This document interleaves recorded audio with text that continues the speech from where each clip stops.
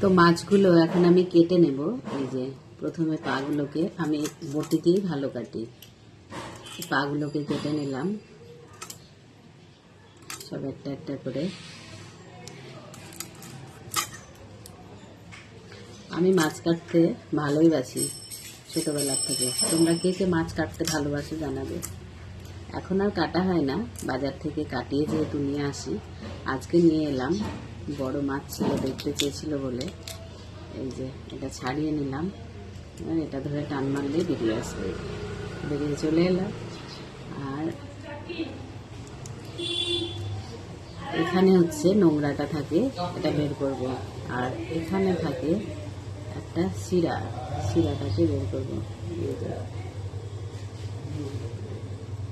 শিরাটা বেশি নেই, অল্প আছে, তাও এই শিরাটা সবসময় আমি ছোট বড় চিংড়ি যাই কিনি বের করে ফেলে দিই।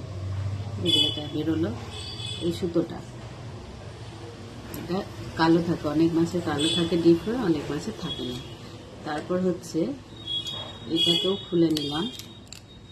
খুলে নিয়ে এখানটায় থাকে চিংড়ি মাছের নোংরাটা। এটা একটা ছুঁচ বা সেফটিপিন দিয়ে বের করলে ভালো বেরোয়। এই যে এটাও বেরিয়ে গেছে। এটা কালো নোংরাটা, এটা দাঁতে পড়লে মুখে পড়লে খুবই বাজে লাগে, এটা খেতেও হয় না। তো এটা এইভাবে কেটে নিলাম।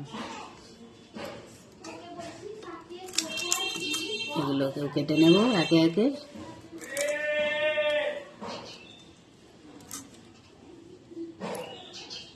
এই যে এটা থলির মধ্যে থাকে একটা, এইটা ভালো বেরোলো। এই যে এটা পুরো থলির মধ্যে নোংরাটা ভরা থাকে, এটা পুরোটা ভালো বেরিয়েছে। তো এই হলো, এভাবে আমি চিংড়ি মাছগুলো কাটি। তো এখন কেটে নিই মাছগুলো, দেখা হচ্ছে পরে।